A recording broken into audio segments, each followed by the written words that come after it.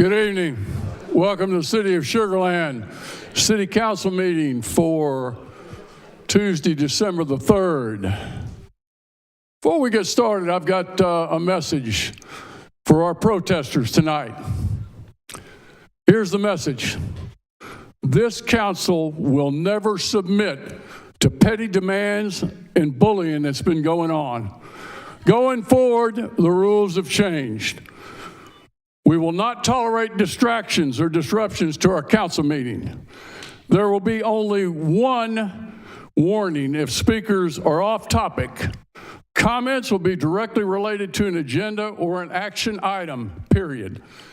If you are called upon to step away from the podium and refuse, an officer will escort you out of our meeting. If you refuse to go, you'll be placed under arrest for disrupting a council meeting.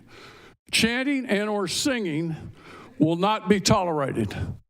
I will clear the chamber and people will be arrested if you continue to disrupt this council meeting. We're going to move now to our invocation. Suzanne, if you'd come down and give us the invocation, and then I'll ask Benicia Hoffman with Parks to lead us in the pledge. Suzanne? Thank you, sir. Would you please join me in our prayer? Father God, we gather before you this evening with gratitude in our hearts, reflecting on the blessings of this past Thanksgiving holiday with the many gifts you have bestowed upon us. As we gather this evening, we thank you for the opportunity to serve our community and to make a positive impact in the lives of those we represent. As we return to work after a time of rest and reflection, we ask for your continued guidance and wisdom in the decisions we make. Help us to approach each matter with clarity, compassion, and a commitment to the well-being of all who call our city home. May our work be a reflection of your love and justice, bringing peace and unity to our community. We offer our gratitude for the opportunity to serve you and ask for your continued blessings upon our citizens, our city staff, our first responders who protect and serve this city, and to our council dedicated to our calling as servant leaders. In your holy name we pray. Amen. Amen. And now if I could have Benicia Hoffman please come down. Benicia, you're going to lead us in the pledge to the nation's flag and then to the Texas flag.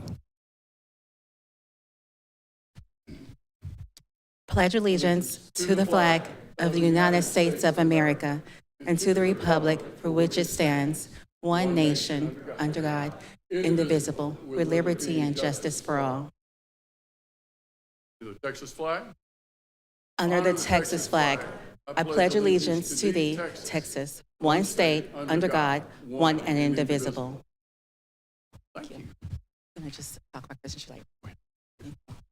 Really quick, I would just like to invite you guys out to Christmas tree lighting on behalf of the special events team. Christmas tree lighting is happening out in Sugar Land Town Square this Friday from 5 p.m. to 8 p.m. There'll be plenty of activities for all to enjoy.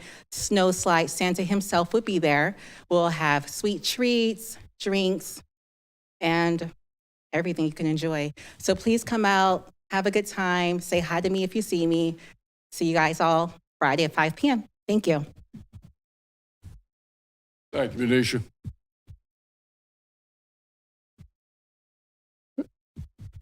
And now I'm going to ask Joshua Doyle. Joshua, if you'd come down. I'm also going to ask to join me Dwayne Zvatek, Robert Schulte, Andrew Popescu, Thomas Bernal, Darian Jones, Eric Gunter, Stephen Lammers, Jonathan Liu, and James Posey.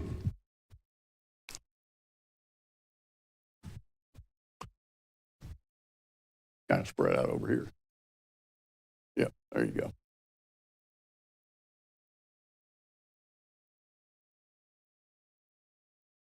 We wanted to recognize these gentlemen. There aren't any ladies, I don't think. Not yet. We'll work on that. They have all received their State of Texas Plumbing Inspector license from the Texas State Board of Plumbing Examiners. In cities across the state, I think we're the only one that all of our inspectors are licensed. So that's a huge honor. You know, I want to compliment all of you for going through that and getting that license. I also want to honor Joshua Doyle, he didn't want me to talk about this, but I'm going to talk about it anyway. He was awarded the Master Code Professional Certification, which is the highest level of designation the International Code Council offers. Less than 1% of industry professionals have that designation. Joshua, congratulations to you. Lisa, would you like to say a few words? Thank you, Mayor. You stole my thunder there, but just wanted to really highlight, I mean, this group of individuals is outstanding. They are very dedicated to their profession and really to this city. The amount of effort that they put into their job, educating our community, the businesses, the homeowners within our community, to make sure and ensuring that the development that happens in the city is of the highest standard, meeting our codes, is tremendous to see them work every day. Sometimes in some not so great conditions when it's 100 plus degrees outside, or it's cooler outside, cold outside, which is rare, but it happens, or a rainy day, they are out there making sure that the development that happens is the best that it can be here for our city. And I just wanted to also mention Joshua's achievement. This is only, I think, 1,000 folks worldwide have this certification, and that's worldwide. That's not just in Texas, not just in the United States, that is worldwide. So this is a very elite group that and certification that Joshua has earned, and we are so very proud of him. He sets the gold standard, both in receiving this or earning this certification, but also for the rest of his team, and I know he's very inspiring to the rest of his team. So congratulations to all of you, and really appreciate all that you do, and it's a joy working with you. So thank you. Joshua, you want to say a few words? Pretty much I've already said all I wanted to say. Again, we have such a niche industry that not too many people know what we do. So understanding that we are one of the very, very few cities, not just in the state, nationwide, it's an industry issue that we're having, that there's no trained professionals coming out from high school or even college to do this job. So when we went in and had to restaff over 60% of our group, there wasn't a single applicant that had a license, had training. So we had to build this from the ground up. It's been great. It's been tough. A lot of long nights studying, a lot of certification exams, training. Over 200 hours of training per the state goes into what they've achieved. It takes about 2 years to do what they've done. So we're proud of them. I will say, even though we didn't call them part of this, part of the group that is even further behind the scenes, the permit coordinators, which is a huge part of what we do in the field. They handle the angry customers a lot of times that are mad because, not everyone wants to go through what we have to deal with, right? No one wants to get a permit. No one has to go through the inspection. And because they look at it as holding up the job, right? It makes it harder. So we try to really, rely heavy on customer service to help bridge that gap. And the permit coordinators, which are here with us right now, they can stand up, please, if you want to. We're going to clap anyways. But Karen, we have Laura Lee, Monica, Crystal, and Angela. Thank you for all you ladies do. Why don't y'all come down too? Come on. Come on. And again, I want to thank you. I want to thank you for the extra effort you've put into getting the education and getting the certification. You made us really proud. We're proud of you. Council members, if we can get a picture, go ahead and stand up on the dais back there. Yeah, you guys are going to have to spread out a little bit.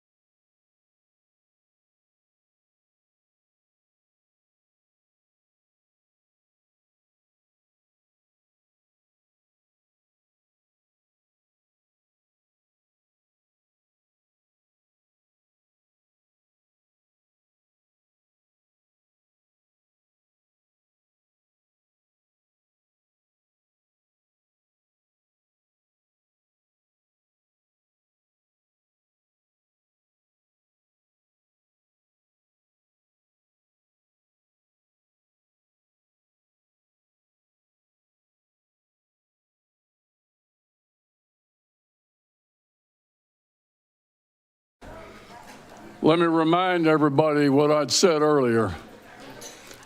You're welcome to speak on a direct action item. If you're not speaking on a direct action item, I'll call you down. I have one warning. You'll be excused from the podium. You can walk out under your own terms and we'll help you. Your choice.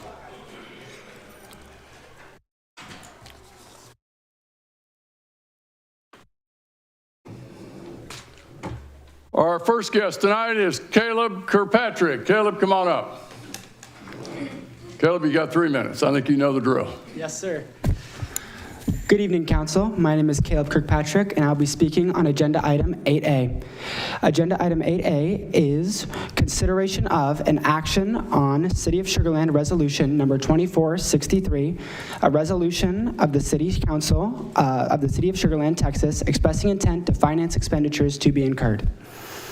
In layman's terms, this will allow the city to take on municipal bond debt to pay for new city projects. This money will never be spent on operations of the city. Sugar Land is known far and wide for its financial success and stability.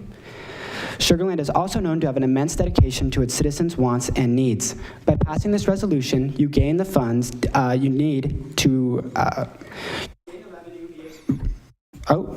You gain the revenue needed to fund those needs.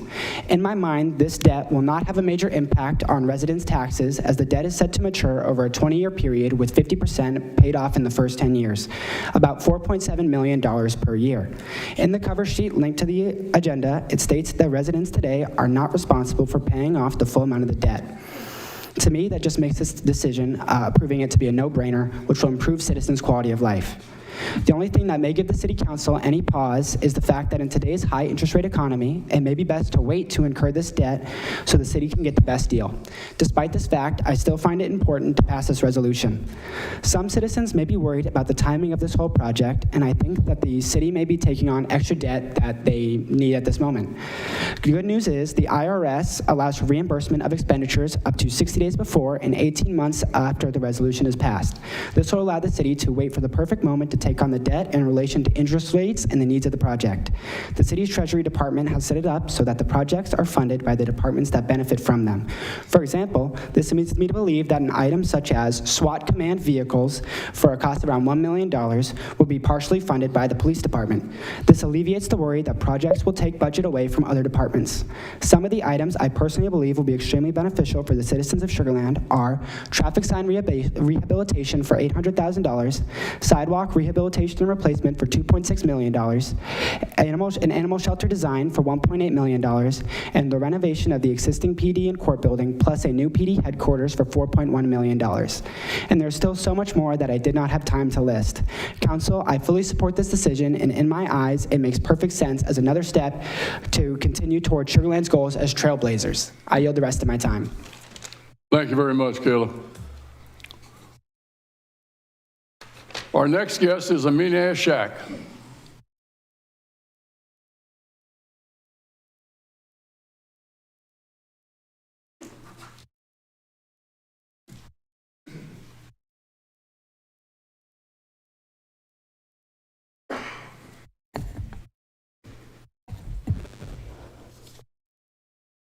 Today, I'll be speaking about an important matter affecting our community. The $360,000 salary of Sugar Land City Manager, which is the city manager's compensation package and action, consideration of an action on the city manager's compensation for period October 1st, 2024 through September 30th. Mike Goodrum is the city manager, and he makes $360,000. It is crucial to examine whether this compensation is reasonable and aligned with the best interests of our residents. First, let's consider the broader context. Sugar Land is a city of just over 110,000 residents. While our city prides itself on strong economic growth and excellent public service, we must ask whether a $360,000 salary for a single public servant is reflective of our community's values. Many city managers in similar-sized cities across Texas and the nation earn much less, around the range of $150,000. If we are overpaying, it raises the question: are these funds being allocated in the most effective way? Public sector salaries should always be benchmarked against performance and transparency. It's essential to measure the tangible results of his leadership. Are there infrastructure projects running efficiently? Are taxpayers receiving services they deserve without undue financial strain? If we are paying a premium for this leadership, the outcomes should be going above and beyond more than well. Qualified professional earning a more than a standard salary could achieve. Third, we must think about what this salary means for the future of our city. Every dollar allocated to administrative costs is a dollar not spent on pressing needs like improving public safety and addressing the challenges of housing affordability. Our city's budget is finite, and prioritizing leadership salaries over other needs risks alienating the very residents we serve. If city officials are earning disproportionately high salaries, it erodes the trust in local government. Finally, let us not forget the symbolic nature of leadership. As public servants, city leaders are not only stewards of taxpayer dollars, but also role models for financial prudence. A salary perceived as excessive could set a tone that is at odds with the values of fiscal responsibility and equity that our community holds dear. This is about ensuring that Sugar Land's resources are allocated wisely and fairly, and that every decision reflects the priorities of the people who live and work here. Transparency and accountability should guide all discussions about public salaries, especially when they exceed reasonable benchmarks. I urge our city's leaders to reevaluate this compensation package. Let's ensure that every taxpayer dollar is spent in a way that benefits the greatest number of people and upholds the values of our community. Leadership is about service, not excess, and it's time to make sure our policies reflect that principle. Free Palestine.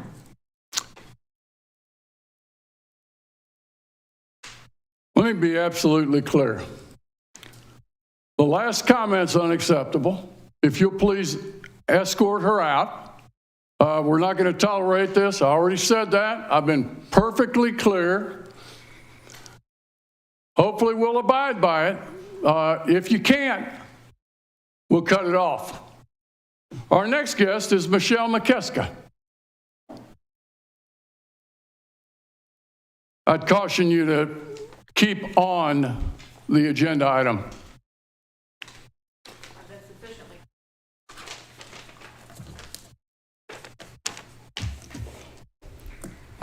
Thank you for the opportunity to speak today.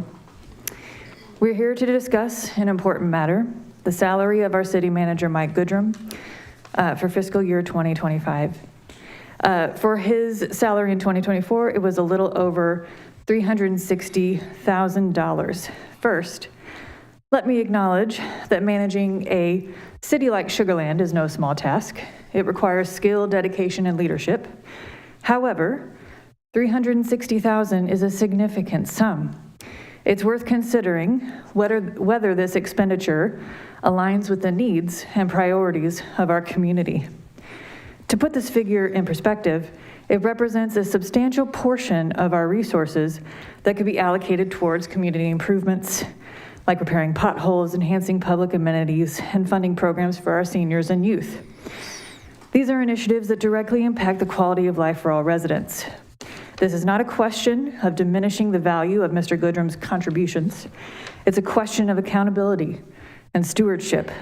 As taxpayers, we have a right to ensure that our hard-earned dollars are being spent in ways that maximize benefits for the community as a whole.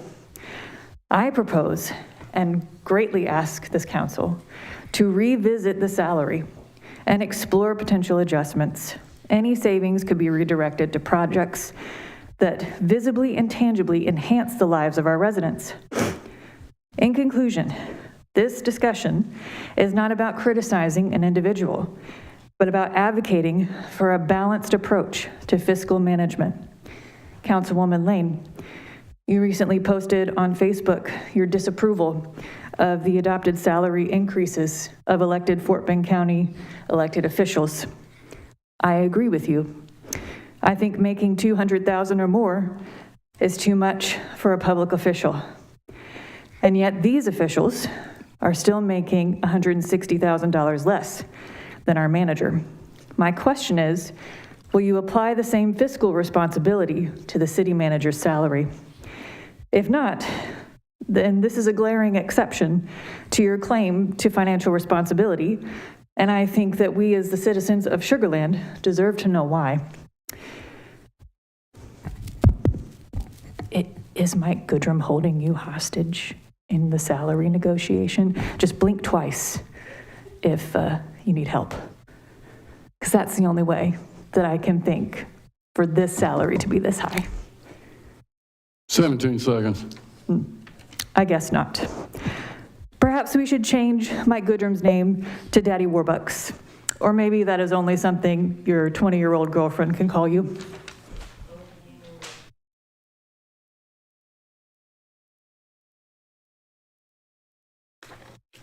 Our next guest is S. Khan.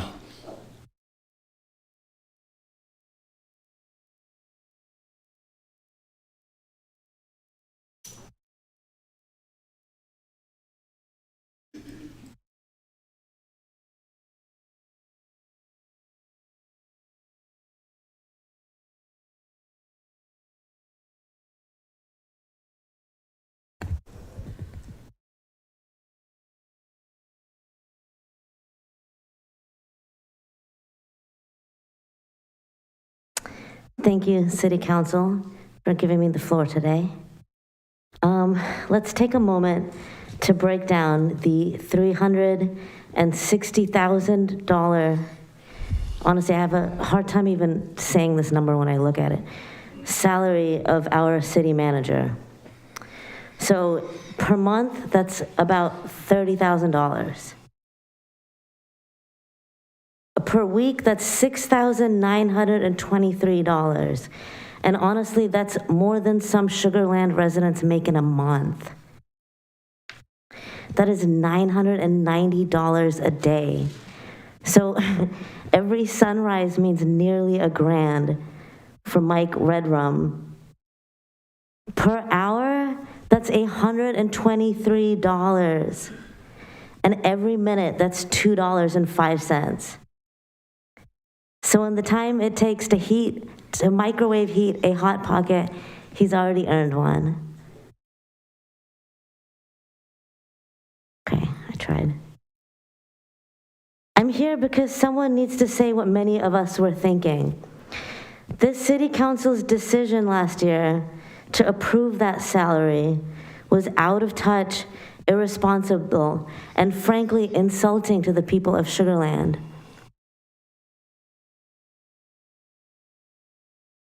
Mike Goodrum's salary is not just outrageous, it's an insult. You approve this absurd salary, and for what? What has he done that's so remarkable? And let's talk about who you really work for, because it doesn't seem like it's the people of Sugar Land if you approve the salary for this year.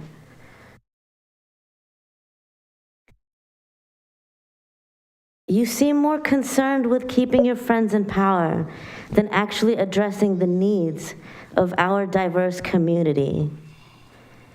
So speaking of diversity, let's address the elephant in the room. Sugar Land is one of the most racially diverse cities in Texas, yet this council's priorities reflect nothing of the sort. Time and again, you've shown whose voices you really listen to, and it's not the voices of the residents of Sugar Land, the working people who most of us do not make $6,000 a month.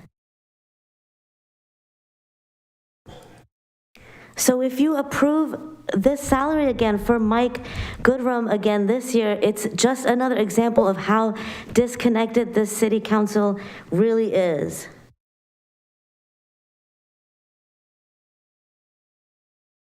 I think I had another joke somewhere, but Time. I'm sorry, your time's up.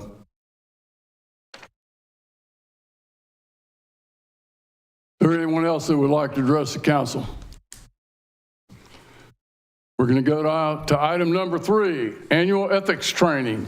3A, receive an annual training related to the Sugar Land Code of Ethical Conduct and state laws regulating ethics and reporting responsibilities of city officials. We have with us our city attorney, Meredith Reedy, who always makes it fun. Meredith. Hi, Mayor. Good evening, Mayor, City Council, boards and commission members, current and soon to be. This is exciting. This is my favorite topic of the year. So you get to play a little game with me. This year, we're playing the game of ethics. So let's talk about the objectives of our game. First, we're going to receive an overview of the Code of Conduct. You're also going to get your annual training that you are required. And hopefully, after spending a few quality moments with me, you will successfully serve your upcoming term with no ethics violations and keep your Independent Ethics Review Board very bored. So who gets to play this game with us this evening? Members of City Council, members of administrative and advisory boards. Every once in a while, we'll let former City Council member and advisory board members play, and candidates for City Council can play in just one little aspect. So we have 8 simple rules that we're going to go over this evening, and then you're going to have an opportunity to play. So the biggest rule you have is conflict of interest, special economic benefit. So there's 2 things I'd like you to keep in mind. There's this business entity conflict of interest in which you have 10% or more of ownership of the stock or financial value, market value of that company, or $15,000 of your annual income received from that corporation, and real property if you own 2.5 thousand or more of the fair market value of the property. And keep in mind, when I say you, I'm also including your spouse, your children, and your parents, because if you get to play, they get to play. So conflict of interest, once it's determined that you have a conflict of interest, you are required by state law and the Code of Ethics to file a conflicts disclosure statement with the city clerk's office. You will abstain, and I'm going to ask that you leave the room. Not that we don't trust you, it's that with the Houston Astros and all the other baseball teams, they can read signs. We don't want there to be any doubt or confusion as to what message you're sending. You may be ordering a pizza. Somebody thinks you're voting on an item. So you also get to brag if you're related to a vendor. When do you get to do that? With whenever you are receiving income from a vendor with the city that exceeds $2,500 in the past fiscal year. Also, it's if you're related to the 3rd degree by consanguinity or 2nd degree by affinity to that vendor. If you don't know what that is, I have a chart on my desk. I'd be happy to share it. I don't have it memorized. So you also get to brag about gifts. This is that time of the year. People think, hey, it's holiday season, let's see what we can do. So you get to disclose and brag if you receive gifts of lodging, transportation, entertainment, or food. It's $100 within a cumulative 12-month period. It's rolling, actually, and it's cumulative from each individual vendor. Now, you'll notice there's a little asterisk next to the word food, and that's because if you have the privilege of being able to sit and have a conversation with that vendor, you get to spend up to $500 for the privilege of being in their presence. So go ahead and order that appetizer, that extra dessert, or to-go box because you've earned it. So there's additional rules. We have 5 additional rules I want you to keep in mind tonight. Doing business with the city. This only applies to city council members, but I'm going to go ahead and share it with everybody in case we have somebody on a board that has future aspirations of joining you up here on this dais. So doing business with the city, a council member cannot do business with the city in a substantial contract. And what is a substantial contract? A substantial contract is one exceeding $1,000. Great news, that is over the entire length of your service, not just your term. So if you're a 3-year council member, you can go up to $300 per year. No big deal. If you're a 9-year council member, you do the math. It's probably not a good idea to play this game. Representations and appearances. You also like to see me take my hat on and off when we do different lessons. So representations is as a sitting member of a council, board, or commission, or for 2 years after your service, you cannot go in front of another board or commission or your own board and commission and represent somebody at an interest contrary to the city, and you cannot go outside the city and represent somebody contrary to the interest of the city for payment. Appearances, you are by all means allowed to say, hey, as a resident of Sesame Street, this zoning property is affecting me, and you can go up there and talk in your personal capacity. Keep in mind, as city council members, you're very seldom in your personal capacity. You're almost always wearing your council member hat because it's almost impossible to take it off once you are sworn in. So if you decide to post on Nextdoor, any social media, go to a holiday party, go ahead and say, in my capacity as a council member, in my capacity as a board member, the Planning and Zoning, Building Commission, as the animal rights person in the animal board, go ahead and tell people what hat you're wearing. Nextdoor is very good about that. Just make sure that you are as well. Misuse and disclosure of official information. So if you happen to have the misfortune or the fortune, depending on how you think about it, the city is being sued and we go into the executive session, you get to spend some quality time with me. We talk about legal information. I'm going to ask that you do not share that. If you do, it's a violation of state law and a violation of the Code of Ethics. Any information that you receive in closed doors is confidential. Additionally, any information you may receive related to economic development in closed executive session or real property transactions is also confidential, and it is a violation if you do in fact share that with somebody outside of the group that was originally presented to. Wrapping it up, participation and procurement. So state law has many different rules and regulations on how we procure different items. So the city is very diligent in complying with the state law and following all the necessary procedures to make sure that we comply. To help us comply and to make sure that no vendor gets special treatment, we ask that you do not get involved in that process. You do not call the purchasing department. And if someone calls you and asks you questions about that, you say, please go to Jason Bukowski in the finance department, in the purchasing department. He'd be happy to answer any questions. Do not go out of your way to find additional information related to that or seek and send people around, because that in fact would be a violation. Depending on the size of the contract and the amount of involvement you may have been, we will disqualify that vendor because we want to make sure that all rules have been followed. And the last rule I'd like you to keep in mind before you have an opportunity to play a little bit of a game and find out how to complain is campaign contributions. So if somebody decides they are unhappy with the city and they sue the city and are seeking $25,000 or more in damages, exceeding court costs and attorney's fees, you are not allowed to receive a campaign contribution from them. If you get one, please return it. If you have any questions on whether or not this person is in a lawsuit with the city, please ask me. I'd be happy to let you know. So I went through that extremely fast because I know everybody in here really wants to have an opportunity to go home this evening and read it for themselves, word by word, and not have to listen to me talk. So when you can't sleep tonight, you can go to the Code of Ethical Conduct. It's Chapter 2, Article 4 of the city's Code of Ordinances on our webpage. If you have questions, if you've read it all and you don't know what you're doing, you want to ask questions related to, can I do this behavior or not, go ahead and give me a call. I will give you a written ethics opinion. Some people have referred to that as a get out of jail free card if an ethics complaint has been filed. So what happens if someone doesn't follow these rules as we're playing the game or actually serving our terms? You can file a written complaint with the city's clerk's office. Once that complaint is filed, I will review it. I will review to make sure that the complaint is filed within 1 year of the date of the action, the alleged misdeed of the Code of Conduct, and that the person alleged to have violated the code is somebody who's eligible to be judged by the code, whether they are a current council member, a former council member doing a representation within 2 years, if they are a Board of Commission member. You cannot file a complaint against the city attorney, the city clerk, or the city manager, or any other city employee, because this does not apply to us. We have our own rule of conduct. So I will review it for that. It must be signed and sworn. And you're going to have to, whoever complains has to list what violation they believe occurred. You can't just say, hey, I think they screwed up. That's great. That's fine. The Independent Ethics Review Board has nothing to go by. You must tell them which section. We have a nice little form on their website.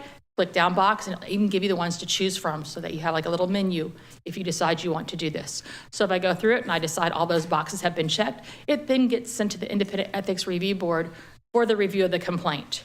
They look at it, they have outside counsel, they go through this hearing process, which is open to the public, and they look at all the facts to determine if a violation has in fact occurred. If the board does decide that a violation has occurred, they can issue one of 7 sanctions. Starting at the top, letter of notification, all the way down to recommended recall of an elected official. You will note that 6 and 7 are just recommendations, because under 6, you appoint them in, only you can remove them. Under 7, the voters vote you into office, only the voters can remove you. That was fast. Do you have any questions? Or are you ready to play? Okay. My vice chair of the Ethics Commission is excited here, so I'm expecting full participation to get credit for this. If you don't participate, you're going to do a makeup session with me, and it's even more fun. So, because we're now playing the game of ethics, I want you to know that we had a wonderful council member who's interested in increasing revenue and promote tourism within the city, and they have suggested that the city install a kayak-friendly boat ramp at both the Brazos River Turnaround and Oyster Creek. So I'm just curious, do you think it's an issue if this council member's daughter owns a rent-by-the-hour inflatable kayak company? Is that a conflict? That's a problem. That is a conflict. It's a special economic benefit. Keep that in mind. So you've did a little spinner, you've moved on a little bit. So as you know, the supportive parent, this council member makes a few calls and gets the boat ramp idea on the next Parks Board agenda for review and positive feedback on the idea. Do we have a concern with this? Also a conflict of interest. All right, so we're still going. So the Parks Board is really excited about this, and they enthusiastically endorse this prospect. And as they're having a discussion, they are suggesting adding pad sites for food trucks. So obviously now we have food trucks, we have to do a little zoning change. So we take it to the Planning and Zoning Commission. While there, a commissioner sitting up there and goes, oh my gosh, this is the greatest idea ever. And they text their spouse, go ahead and put an offer on that truck. This is great. We now have something to do on the weekends. Is there a violation? No, because the idea of food truck occurred in a public meeting, and everybody who's watching the meeting and the public has an opportunity to go bid on that food truck as well. There is a perception issue. There is a perception, but that's not in the code. So this was a trick question. And the ethics board is laughing at me because we discussed this at one of our most recent meetings. So this boat ramp idea is just taking off. Everybody is great, and it's very clear the SLDC and 4B just have to get involved on this because we have to have the best kayak company come to our city. If we're gonna do it, let's go all out. So good thing for this daughter, the council member sits on both the 4A and the 4B. What kind of luck do they have? And so ignoring all limitations in state law, because obviously this would not be requiring or meeting the requirements, both boards unanimously decide this is the best company and they're going to pay all costs to relocate the inflatable by the hour kayak rental company's headquarters to move to Sugar Land. Do we have a problem? Yes. And that problem would be? It's a benefit that they wouldn't get without having a council member. It's also a perception issue. Conflict of interest. And so the council member should have? Recused. Yes, ma'am. All right. So now that financing is secured, because that council member was not paying attention, although I try very hard every year to make sure that you understand these wonderful rules, the Parks Board endorsement and zoning in place, this council then goes ahead and grants the daughter an exclusive license to operate that kayak rental and boat ramp. Still have a conflict, right? Right. All right, well, we're doing so great. So this goes on for about 6 months, and this is just, the 4A and 4B were correct. This is just so wonderful. We've had more revenue than we could ever imagine. Kayak companies made $30,000, and the food truck has made $45,000. Sad. Is that per month or for the year? Asking for a friend?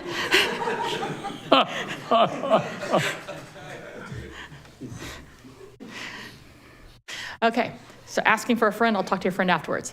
But unfortunately, over Labor Day weekend, a kayaker was bit by an alligator.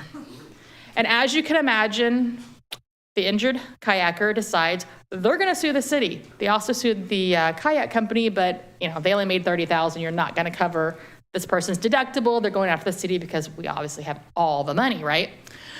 So because we have a lawsuit, you all have the privilege of going into closed executive session with me and talking about the lawsuit. Do we have any issues here? And what action should occur? That's right, the council member needs to step out because they are most likely a party to that lawsuit by their virtue of being a council member and because they are the parent of the person who owns the company.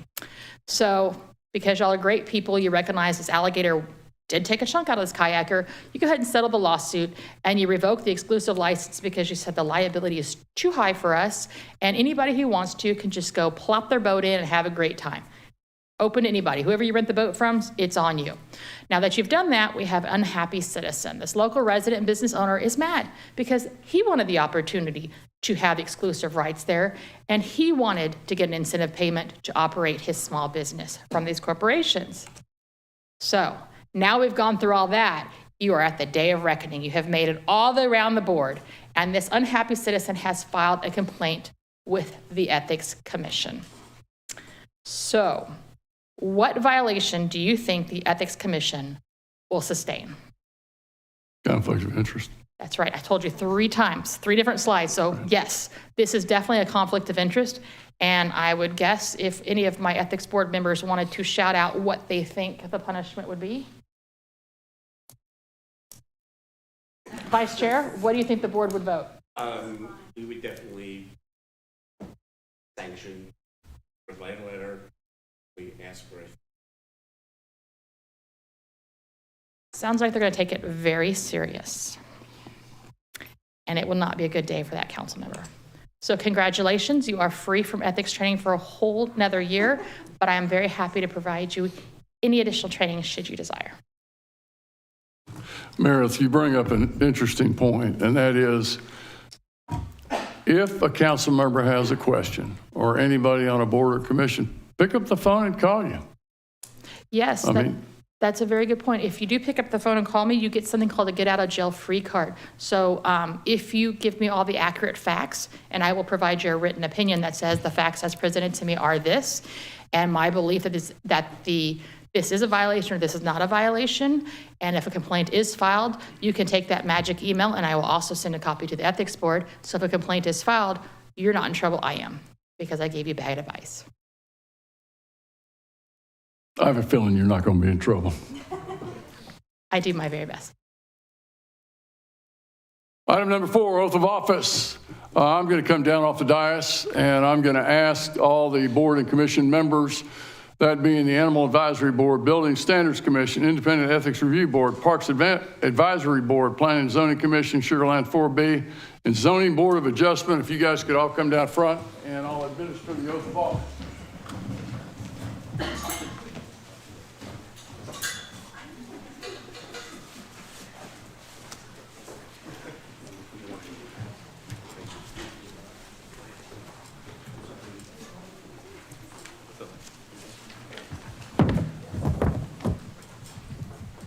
We don't get to see y'all very often. Kind of nice to see everybody in person. It's always fun.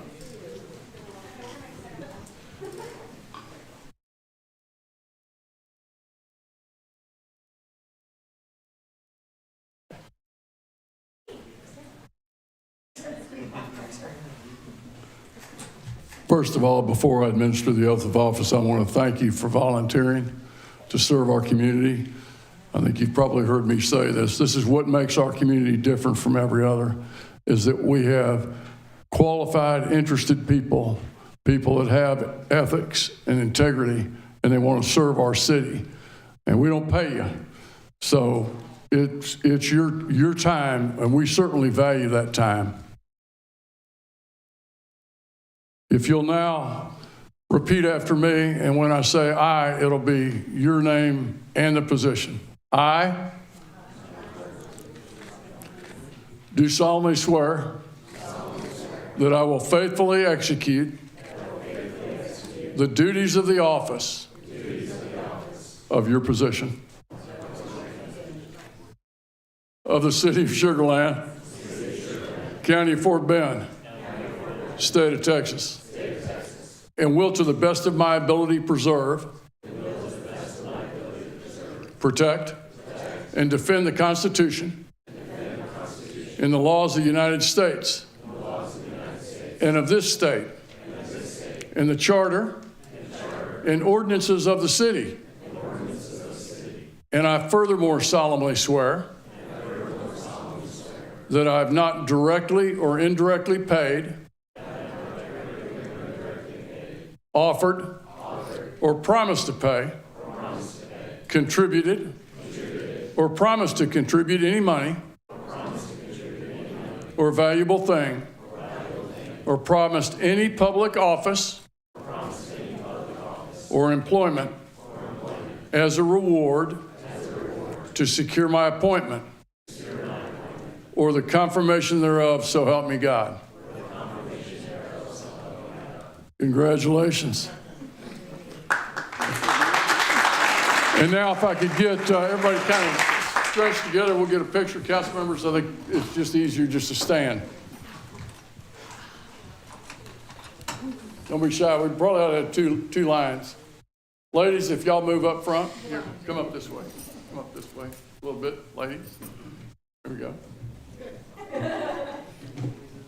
And then guys, if you kind of My job easy, man. Thank you. all right. We know how to line it up. There we go. On this end, could we crowd in just a little bit? There we go. There you go. Now we're talking. There. And let's see. I'm actually going to back up a little bit. Big crowd. All right. 3, 2, 1. Thank you all. Too tall for that. You don't want to. I know. Come with it. Should.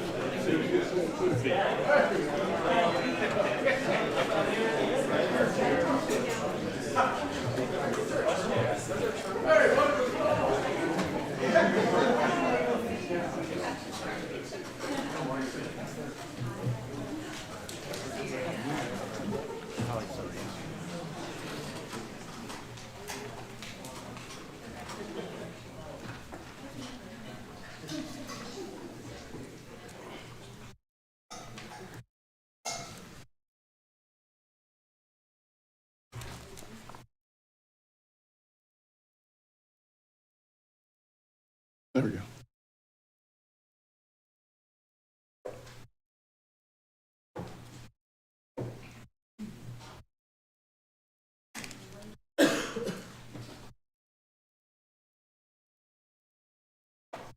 Give everybody a minute to kind of get cleared out.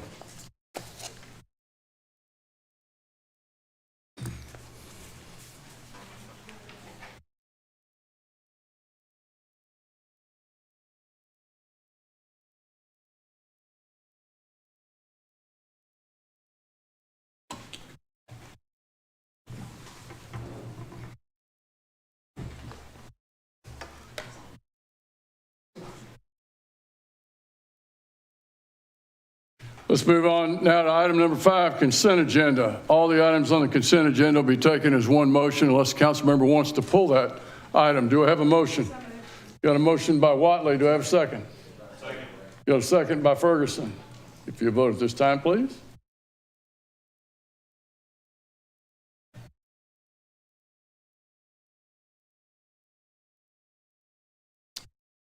Thank you, council members. 7-0 vote. Item number 6, donations. 6A, consideration of an action on acceptance of a donation for a Piper Cherokee PA 28140 aircraft. We have with us Mitchell Davies, our Director of Aviation, our Deputy Director of Aviation, and Mark Campisi, our Interim Fire Chief. Mitch. Thank you, Mayor. Good evening, City Council, Mayor, City Manager. Appreciate this opportunity to talk about a very unique and exciting donation opportunity for the city and for the fire department. We have a T-Hangar tenant that's been at the airport since 2021. They purchased a 1966 Piper Cherokee for a family member's flight training. But the aircraft is no longer needed. It hasn't been flown in some time and has since lost the airworthiness certificate. And this is going to require a significant amount of inspection and repairs. Unknown how much that cost would be, but it would be significant. Just as a comparison, similar airworthy aircraft, same age, same, very similar, range from about $55,000 to $80,000, depending on condition and avionics on board. So the tenant didn't really know what to do with it, didn't really want to spend a whole bunch of money to get it airworthy to sell it. So we had a trailblazing employee that had an awesome idea to propose donating it to the fire department for practicing, and they were very excited at that and jumped on it and agreed and signed the agreement. And so I'm going to pass the time over to Chief Campisi to talk about what they're going to do with it. And Mitch, I understand that the donor wants to remain anonymous, and we'll respect that. Correct, yes, thank you. Good evening, Mayor and Council. What an incredible opportunity we have in front of us. And so when Mitchell reached out and asked if this was even something that we would be interested in, I was absolutely excited to jump on it. So, what this means for us, when we talk about target hazards in our business, we talk about things that are high risk, low frequency, meaning they don't happen very often, but when they do, it's something major. And when we talk about aircraft and aircraft firefighting and aircraft rescues, that's at the top of the list when it comes to target hazards. So giving us the opportunity to take ownership of this and create some training around it and become better and well-versed whenever we actually, unfortunately, have to put our skills to work on this. This is kind of a once in a good career opportunity for us to jump on. We got to do some work to it to get it over to the fire field, but I'm excited to get that over. The picture that I asked them to put up there, it's not just about airplanes crashing. You see that a lot. What we see a lot, fortunately not here in Sugar Land, but what I've seen a lot in my career is planes that make it to the end of the runway, go off the runway, flip over, and patients have to be extricated from those airplanes. They didn't burn, they didn't crash, folks haven't died in them, but they need to be extricated. So we'll work through the logistics of getting this thing moved over for us, and we'll be able to either use mannequins or some real life victims to self-extricate either themselves or us help with that. And at some point, when we think we've ran all of our companies through it well enough, then we'll get our tools out and we'll start cutting on it.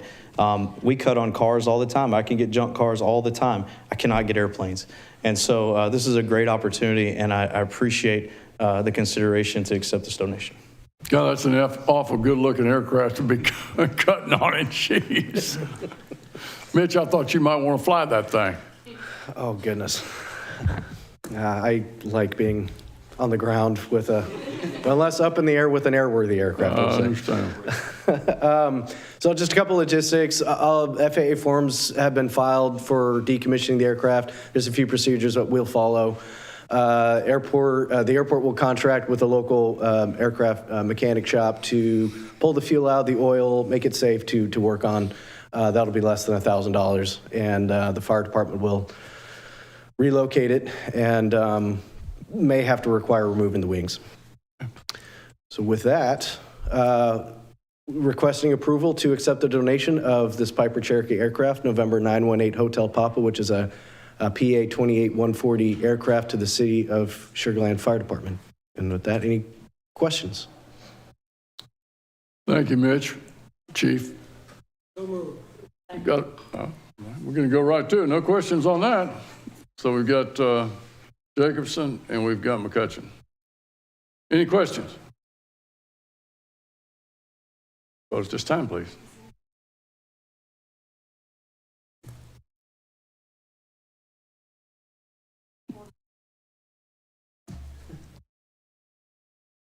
So did you say to move it? Oh. I'll let you know as soon as. Volunteer to be extricated, I think is what she's asking. I got you. Yeah. I know where to find you. Thank you. So we've got, it passes 7-0. Thank y'all. Thanks, man.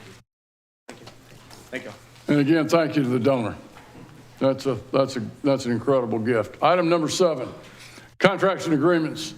7A, consideration of an authorization of a contract with Accurate Utility Supply LLC in the amount of $1,234,350 through the Bi-Board Cooperative Purchasing Contract number 71723 for the purchase of Badger water meters for the Advanced Metering Infrastructure AMI Improvements Project CIP CWA 2210. And we have with us, well, Katie, you're here. I am here, as is tradition. Katie Clayton, our gosh, I don't even know what the title is anymore. That's all right. Director of Utilities, there we go. Utilities, yes. I'm excited and proud to introduce this evening Trevor Surface. Trevor is our field operations manager, recently promoted within our utility department. Prior to that was our AMI program manager, and has been with the city for right at 5 years and is a Texas A&M grad. So he's doing great work in utilities, and I'm excited to let him tell you about AMI.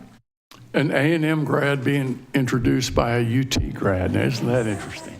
Hook 'em horns, yeah. Trevor, welcome. I haven't talked to Katie all week. I'm just saying. I'm just saying. Good evening. Good evening. Oh, sorry. Good evening, Mayor, Council, and City Manager. Thank you, Katie, for the introduction. I am up here to not only request to enter this contract, but also provide a quick AMI or Advanced Metering Infrastructure update. And boy, am I excited to talk about this. That's the only AMI joke I will provide tonight, I promise. So as you know, our AMI project is our Advanced Metering Infrastructure project that we started mid last year with the first meters going in October. Our first subdivisions we really hit hard was River Park and New Territory. As of right now, we're at 31,123 installs, or 79% of all of our city water meters, including residential and commercial. 13,000 of those have been registered retrofit, which means the original brass body of the meter stays in the ground, and we just replace the top part. 16 or about 17,000 of those have been full meter replacements. That was due to age to get our most accurate water meters in the ground. A majority of these have been residential meters. We did start work on larger meters in mid-November of this year, starting with Nowco off of 90. One of our biggest users, we upgraded their meter, put them on AMI to kind of help them out with their usage as well. Currently, we're collecting a sub-meter GPS location of every meter in the city, which as a former GIS person, I'm very excited to have that data, not only for mapping use, but for further operational use. And then our customer portal. So we're working on cleaning up our data to work with the customer portal developer, Vertex One. That one is ensuring that whenever we do release the portal, which planned for the first quarter of next year, we're getting the most accurate information to our residents. I will say the rest of the residential meters that need to be replaced or have AMI installed are areas of Greatwood and First Colony, and then we'll be out of the residential and start working fully on a lot of our irrigation meters and our large meters for our businesses. I would also like to say one aspect that we were able to do this year as well. During the aftermath of Hurricane Beryl, we were able to build 2 cycles off of the AMI data due to not having access to those meter boxes due to debris. So we were able to use that data and start billing off of that so we could avoid estimating those bills. Our next steps, of course, are going to be finishing out our installation phase. So that's our remaining residential water meters, and of course, complete our large meters. Finalize, publish, and advertise the customer portal. We're going to hit that hard to make sure that every resident wants to join, wants to sign up, and wants to use the portal. We want to empower our residents to look at their water usage data. They'll be able to see not only their hourly usage, but sign up for leak alerts, high consumption alerts, and look at their data, download it, analyze it all they want. And we will have a change order number 3 coming through in the upcoming months to cover the rest of the services need to complete our installs. I would also like to take this opportunity that this project would not be where it's at without our AMI operations manager, Michael Maxey, and the rest of the utilities team who has helped up to this point. So with that being said, keeping it quick and short tonight, I'm requesting approval for consideration of an action on authorization of a contract with Accurate Utility Supply in the amount of $1.2 million to purchase Badger water meters so we can complete the rest of our installation and make sure the rest of the city gets on the AMI. With that being said, are there any questions? Thank you, Trevor. Carol. Thank you. How often does a residential meter send out a signal? So the signal is sent every 6 hours, and it's every hour in between the last transmission. So every 6 hours, we'll get 6 reads, essentially. So if it's a 6 p.m. read, we'll get the 12 p.m., 1 p.m., 2 p.m., 3 p.m., 4 p.m., 5 p.m. Yep. Suzanne? Thank you. Are we ahead of target or completion on this? What is our target completion date? Our original, when we were going through the first part of this project, our estimated completion date was March of 2026. We are extremely ahead of schedule due to working with our contractor installation company, Pedal Valves Inc. Not only were they ready to hit the ground running, they have been very efficient in their installs. As of today, only 0.76 of all of our installs work has had to go back to Pedal Valves for them to address again. They're here to work and complete this. So we are very ahead of schedule. Congratulations. Thank you. Follow up? Follow. One other question I had was on the portals that you have installed or the ones that have been installed, are they active already? The customer portals, we're working on ensuring that the data from our utility billing software, Tyler, will work with our setup for water meters. We do have accounts that have 2 water meters under the same account, and we want to be able to separate those so there's no confusion. So we're working through that issue right now. When we do go live with the portal, everybody's going to have the same access. Great. Okay. Thank you. Motion to approve. Okay. William? Sir, thank you for your hard work. I know this is a big task. You guys have done a great job. As we're looking at purchasing more meters, are these the right meters? Are they performing well? Are you confident in them? Is there a better product? Are we where we want to be with these meters? Does that make sense? Yes, sir. Thank you for that question. So the Badger meters that we decided to go with this project are not only a city preference. Our field staff prefer using these meters over some of the other meters offered. They're also an industry standard all over the U.S.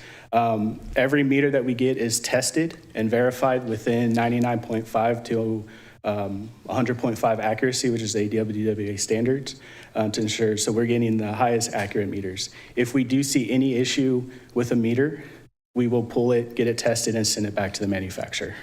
Great answer. May I follow up? Yeah. Sure. Follow up. I like we all do, we follow social media as closely as we can, and we get I get the perception from time to time that as these meters are being installed, people are complaining that their bills are going up. However, when we send our team behind to inspect and review, we're not finding that. Why would that perception be there? Is it just because of the particular month of the year? What are you finding? Are there leaks? Is this just a social media thing? So it's a few things. That's a great question, and it's actually been a topic of discussion with me and multiple coworkers for a while now because we've seen these complaints come through, and it's in my best interest to serve our residents and make sure that they're getting the best service possible, right?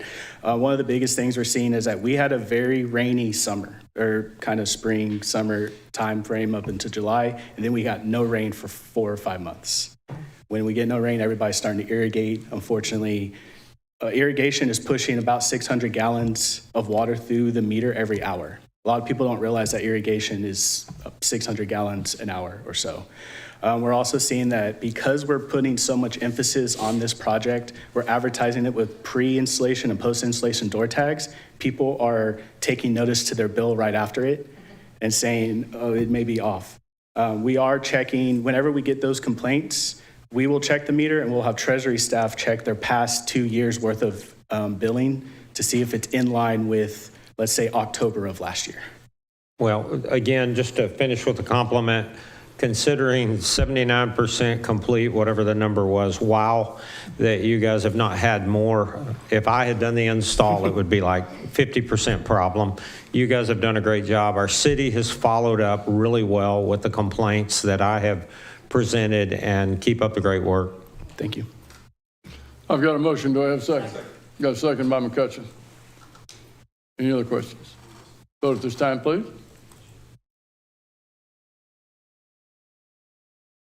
And it passes 7-0. Thank you, council members. Thank you. Item number 8, ordinances and resolutions. 8A, consideration of an action on City of Sugar Land Resolution number 2463, a resolution of the City Council of the City of Sugar Land, Texas, expressing intent to finance expenditures to be incurred. Jing Zhao, our Director of Finance. Jing. Good evening, Mr. Mayor and the City Council. So resolution number 2463, it is the declaration for the city to reimburse itself for all costs paid within 60 days in the past on the approved projects, CIP projects, that being approved with the bond package. So basically, it allows the city to start CIP projects prior to the bond issuance.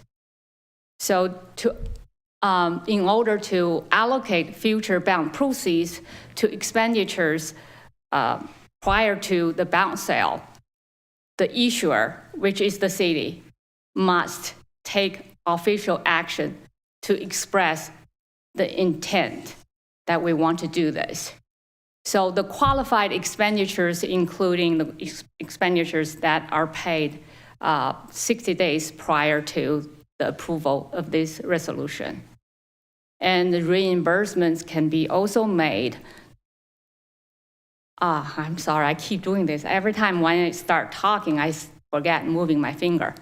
So this is the general rule. So 60 days prior, and also reimbursement can be made no later than 18 months after the date of the expenditure is paid or the date the project is placed in service, basically is completed.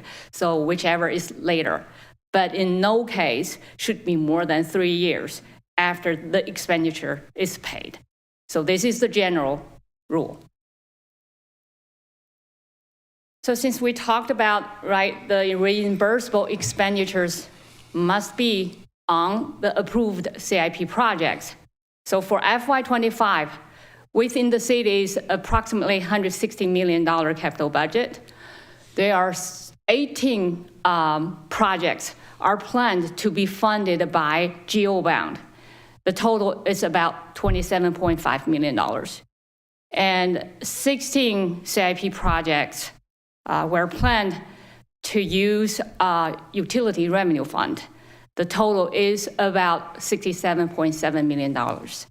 So some of those projects may have already been initiated. So for 2025 bond, they are going to be issued. We're reasonably sure that we're going to issue the bond. We're currently working with our financial advisor and bond counsel on developing possible timetables.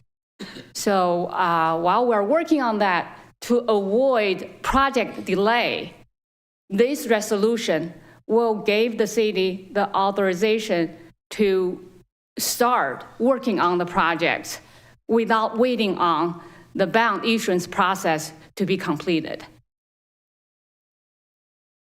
So all the 34 projects we just mentioned, they are listed and attached with the resolution. This table gives us a summary by type of the project. So within this amount, 15.7 million is for public safety related projects, 6.9 million is for streets, sidewalk, mobility, 2.9 is on drainage, 275,000 for municipal facility, and $1.8 million for animal shelter. The entire, of course, 68 million is for utility related projects. So there are a couple of notes on this resolution. So this resolution only express our intention. It's only declares that we're intent to reimburse ourselves using future tax exempt bond proceeds. This resolution doesn't authorize any use of fund. So when it comes to the time the CIP project need to award a contract, that still needs to go to the council for approval. So nothing changed in that side, the operation side.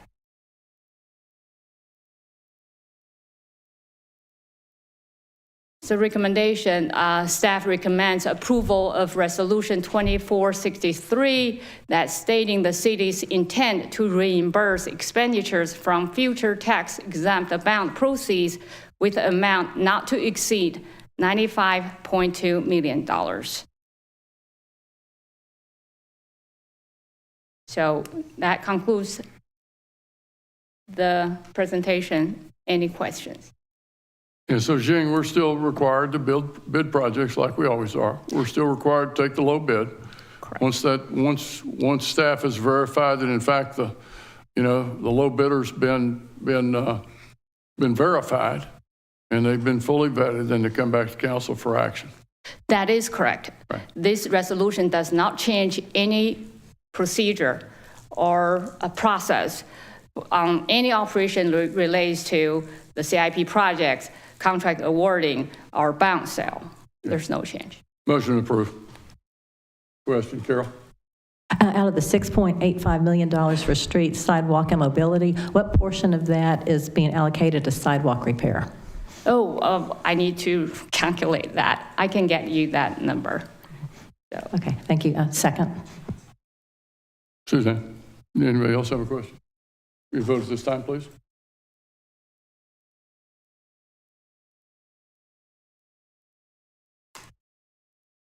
And it passed 7-0. Thank you, council members. Thank you, Shane. Well, stay up there.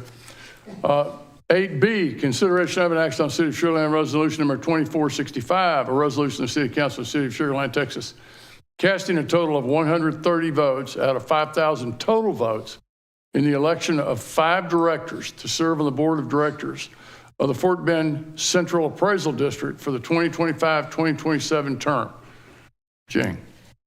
Yes, again, good evening, Mayor and the Council. So this resolution, basically, like it said, is to cast the 130 votes for the Fort Bend CAD Board of Directors election for 2025. So the structure and the terms for the Central Appraisal District has been changed by Senate Bill 2. That was passed in July 2023. So before this change, the board used to have total 6 members. 5 voting members, they are nominated and elected by participating tax units within the appraisal district. And all of these voting members have 2-year terms that begins on January 1st of even-numbered years. And the 6th member is the non-voting member. It's served by the tax assessor. So that's prior to the change. So after the change, so Senate Bill 2 expanded the board to 9 directors, basically 9 members, adding 3 members whom supposed to be elected through general election. And the effective date for this change is July 1st, 2024.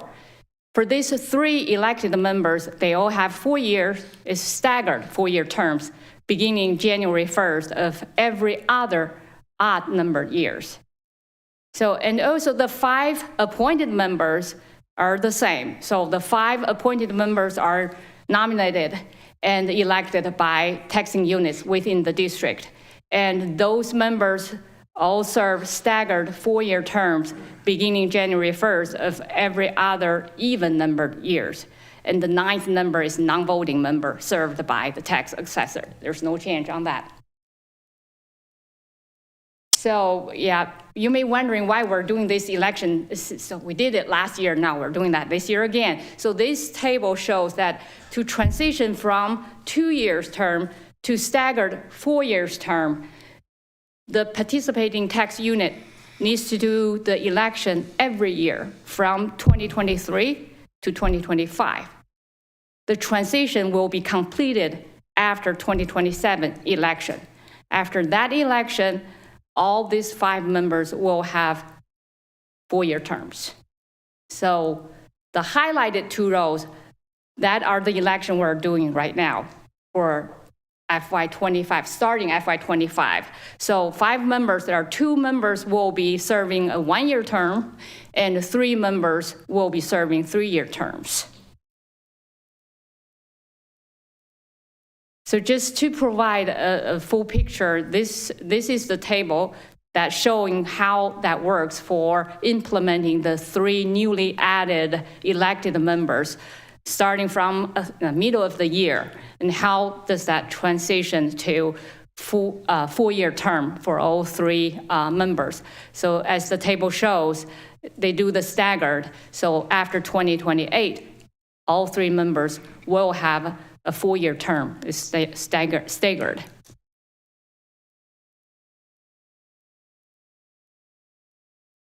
So here are our current board members.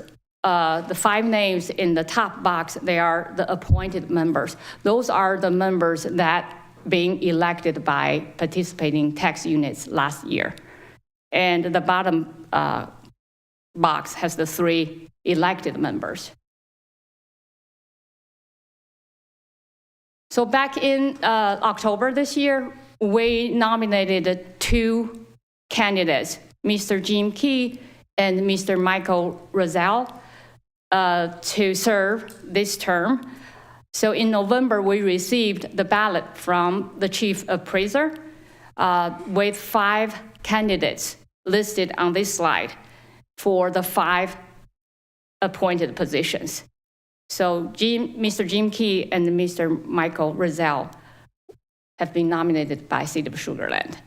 And the City of Sugar Land has total 130 votes to allocate to one or more of these candidates. So recommended actions, first of all, we need to allocate the city's 130 votes out of the total 5,000 to one or more candidates on the ballot. And then we need to approve Resolution 2465, casting the 130 votes in the election of the 5 directors for the term up to 3 years from 2025 to 2027. And then we need to send the ballot and the resolution to the chief appraiser before December 15th.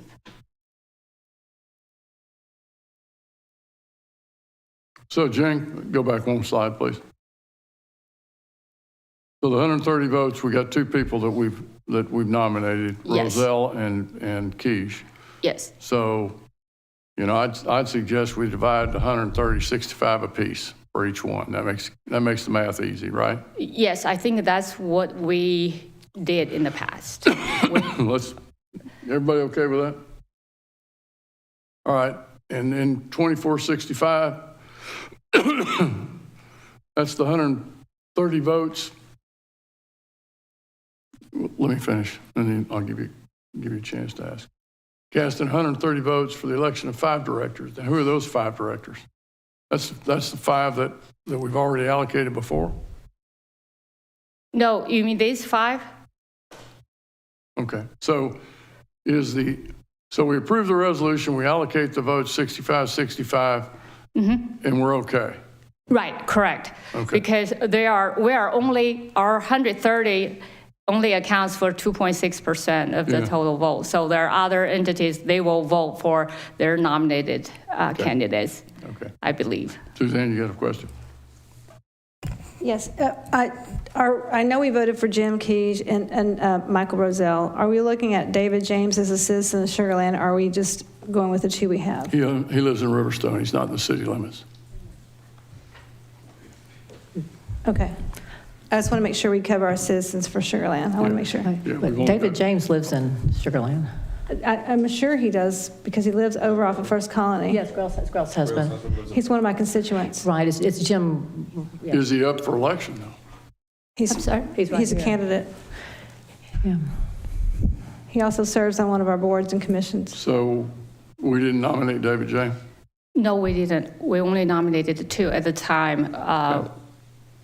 There's the third one. We thought he was Sugar Land resident, but he was not. And but he withdrew his name anyway, Mr. Jim Rice, I think. Yeah. Jim withdrew his name. I remember Jim telling we didn't me. nominate Mr. James. David James lives off First Colony Boulevard. He is a Sugar Land resident. If we're not going with that, that's fine, but if we're covering our Sugar Land residents, he is one. It's up to y'all. What do you want to do?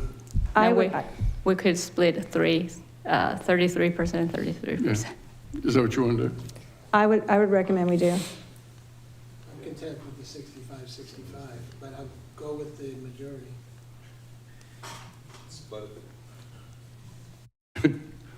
Got 130 votes, ain't gonna make much difference. Trust me. We have more of an opportunity. We have more of an opportunity if we give 65 then. I'll make a motion that we take a 65 Jim, 65 Roselle. Do I get a second? Got it. Got a motion, got a second? Why don't you vote at this time, please?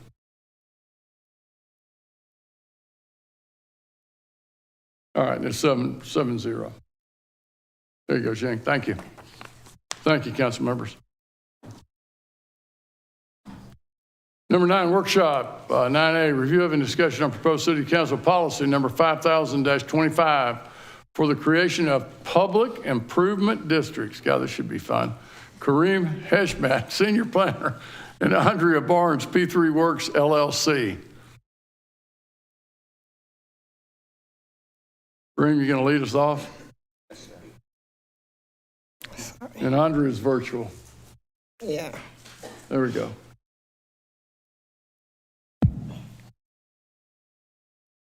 Sorry.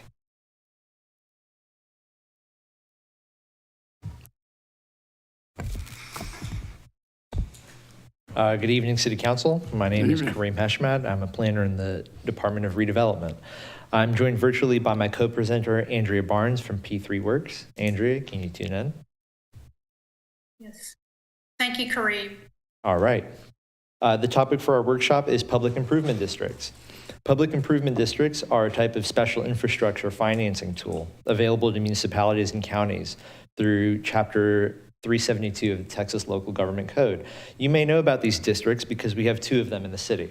But in anticipation of complex financing that may be necessary to redevelop areas of the city, staff has drafted a policy to establish PID objectives, standardizing application requirements and other conditions, such as submittal documents, financing criteria, and property disclosures. So today we'll go through a workshop and discuss some of that with y'all. We've evaluated several Texas cities to create this policy.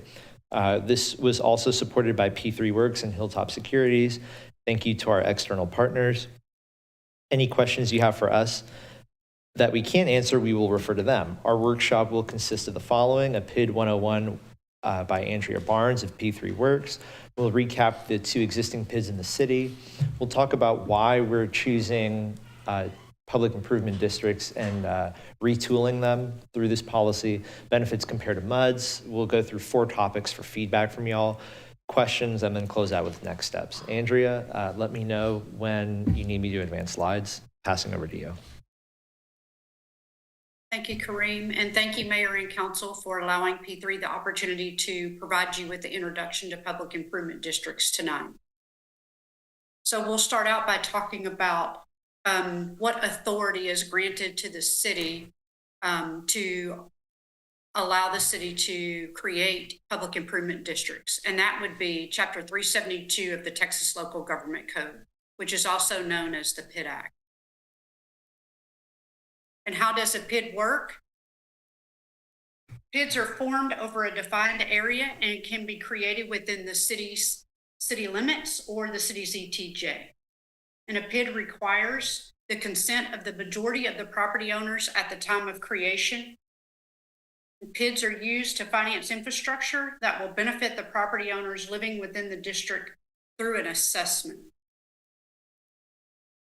The assessments are not increases on property owners inside or outside of the district, as it levies an assessment which is not considered a tax. The assessment, though, does provide for a lien that runs with the land. And per state law, PID assessments can be paid in full, or they can be prepaid at any time or paid in annual installments. The principal and interest portion of the assessment is fixed based on the annual installment schedule that is provided to the property owner, which is per state statute. The assessments are due on January 31st or otherwise stated by February 1st of each year. And if they're not paid, the city can foreclose, just like you can for non-payment of property taxes. What are the assessments used that are collected? They're used to pay the debt service due on PID bonds if PID bonds are issued, or they could be used to make the annual payment due to a developer or his or her assigns through a reimbursement agreement that does include interest. The annual collection costs, though, before the payment is made to the developer each year, are deducted from the assessments that were collected. The assessments do also include administrative expenses. Those administrative expenses are included in the annual installment that is due each year. And that is the only portion of the annual installment that is subject to change each year, depending on the actual expenses incurred. You might ask, why would you utilize a PID at the City of Sugar Land? One is it is considered a quality tool that the city can have in its economic development toolbox.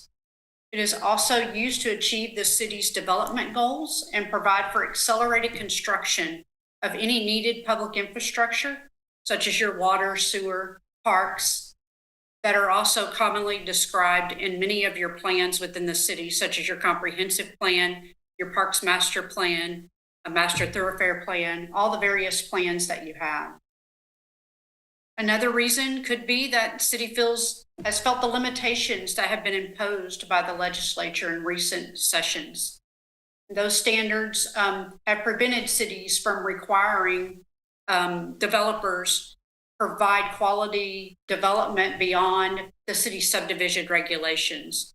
Such things can be negotiated through a development agreement when you're creating a PID.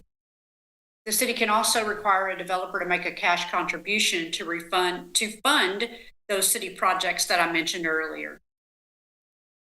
Some of the big picture considerations are that a PID is not a separate political subdivision, and the city council serves as a de facto board.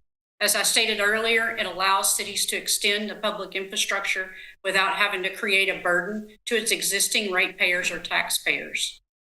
And it does serve as a quality economic development tool. You can utilize it to complete annexations.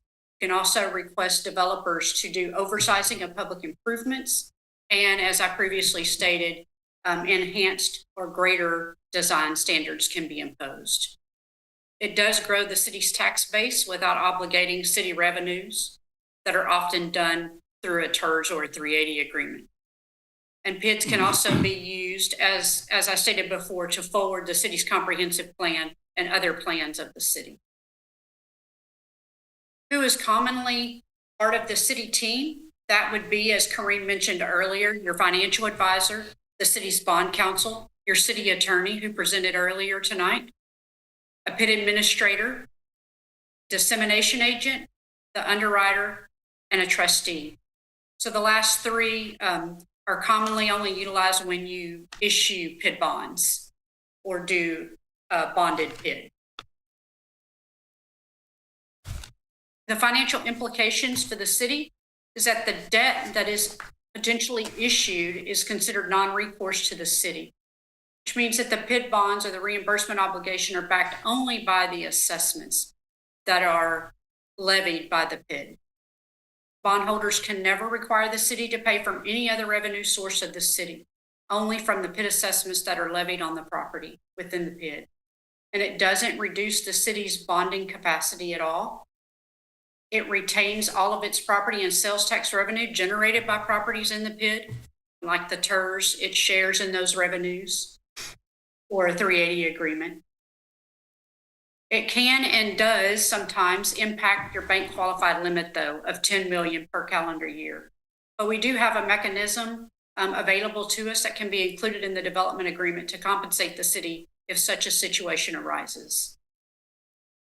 So the city will typically enter into what we call a professional services agreement with the developer, which requires the developer to put up a sum of money that's identified in your PID policy into what we call an escrow account.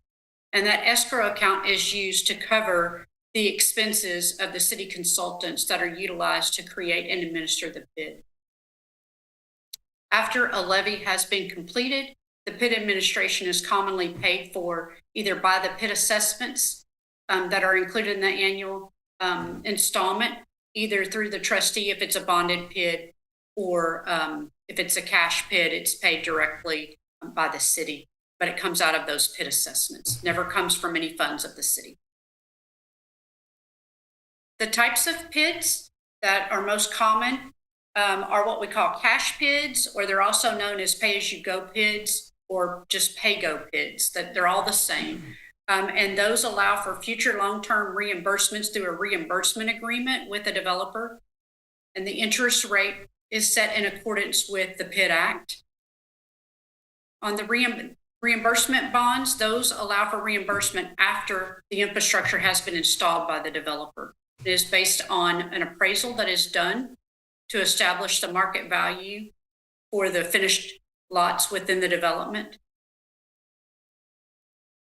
They usually come with a lower interest rate. And your construction bonds is another type of bonded PID, which is where the city will agree to issue upfront bonds for the developer to be able to construct the infrastructure.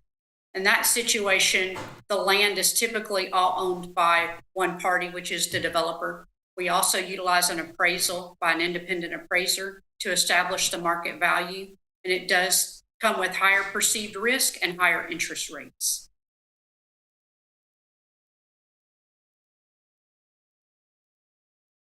As for the city obligations related to a PID, the city is required to enforce the payment of the assessments. Thus, if a property owner fails to pay, the city must foreclose.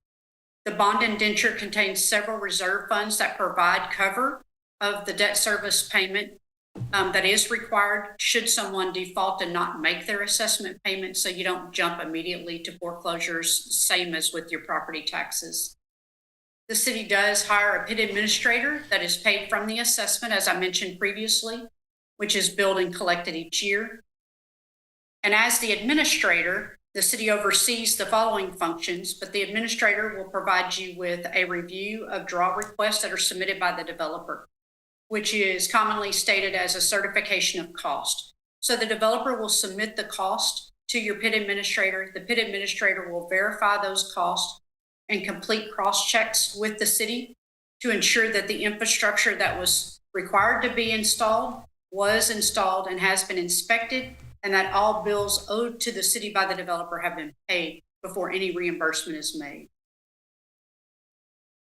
As your PID administrator, the administrator should verify lien releases and all bills paid affidavits to ensure that any subcontractors that all subcontractors have been paid and that no claims to any of the property or the assessments can be made by a subcontractor. As a PID administrator, P3 maintains a database of all property within the PID. And the PID administrator should also update the assessment rolls annually and send those updated rolls to the county for billing and collection, complete tracking of payment history, and prepare delinquency reports based on data received from the county, conduct account reconciliation of the bond accounts that are held by the trustee. It's important to note that bond proceeds are considered bonds of the city that are just held by the trustee.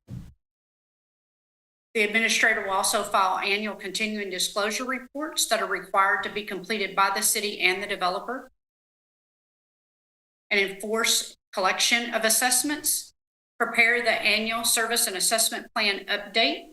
So that's done as it states here annually, and ensures required documentation is filed and recorded in the real property records of the county as required by the PID Act. As the administrator, we do not commonly file those documents, but we work to ensure that they are filed in the real property records, either by working with city staff or the city's bond counsel. And then the documents that often govern PIDs from a city standpoint include the service and assessment plan that I mentioned and the annual assessment roll, the bond indenture of trust, which is an agreement or document between the city and the trustee, a development agreement, which is commonly negotiated up front, a reimbursement agreement, an assessment reconciliation or delinquency report, trustee monthly statements, and monthly bond fund reports. Some other documents that are common to PIDs are the issuer continuing disclosure, the developer's quarterly disclosure, the home buyer's disclosure documents that are required by state law, the county parcel tax roll, county collection reports, developer draw request, and various other developer documents. Are there any questions? Questions for Stuart? Thank you, Mayor. Andrea, I saw on the first slide that a PID can be created in the ETJ, true? Correct, sir. So let's say you've got a PID in ETJ and the PID debt is paid off, but the area hasn't been annexed yet. Who is responsible for maintaining the facilities that the PID created? So the development agreement typically will speak to the responsibilities related to the maintenance of the infrastructure for the PID, and or can be countered or in addition to the development agreement. Oftentimes there's also a separate maintenance agreement that can be entered into as well. Another option is at the same time that you're forming the infrastructure PID, you can form an operations and maintenance PID that would then lay out who is responsible for the operations and maintenance of the infrastructure in place or the services being covered by that O&M PID. Okay, thank. Follow up, please. Okay, so inside the city limits, outside the city limits, regardless, can a PID, can you change the, for instance, if we're doing an annual pay, can the assessment be increased to cover repairs or out of warranty failures or something like that, or is it set and is it set in stone from the beginning or what? So once the assessment is levied, sir, The assessment is set, the portion of the assessment that is the principal and interest, those are set in accordance with the annual installment schedule that is provided as a part of the home buyer disclosure documents. And so that principal and interest that's included in that installment schedule will not change. But your annual collection costs that are part of the annual installment is subject to change each year based on the actual annual collection cost expenditures incurred each year. Okay, thank you. Anyone else? Kareem? All right. Thank you. I will continue on that. We have thought of a contingency plan of the dissolution of the PID, and so we do address that through our policy. It's a great question. We'll continue on. Although Sugar Land and the Houston area have long used MUDs to support development, PIDs are advantageously positioned to support redevelopment because they offer a wider variety of authorized improvements compared to MUDs. And we'll discuss that later. The straightforward and limited acreage of the 2 residential PIDs that we do have in the city justify the PIDs as the most appropriate financing mechanism available and not a municipal utility district. However, more complicated land financing or service support may be necessary to redevelop other parts of the city, warranting the need for this policy. And as a result, we may explore bonded or maintenance and operations PIDs. And so we'll quickly go through the 2 that we have. Enclave River Park, established in 2014, about 140 lots on 55 acres.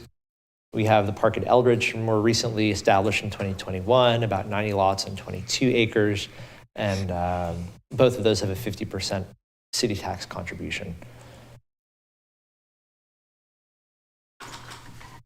Compared to municipal utility districts, PIDs offer expanded reimbursement options for infrastructure improvements such as parks, green spaces, landscaping, and decorative elements, public-private partnerships to guide development and accomplish city council objectives, pre-payable tax-deductible assessments for property owners offsetting financial burdens, city council direct oversight as a governing body because PIDs are not a political subdivision, advantageous financing through access to capital markets, and variable assessment methodology to equally apportion costs by land use type and property size.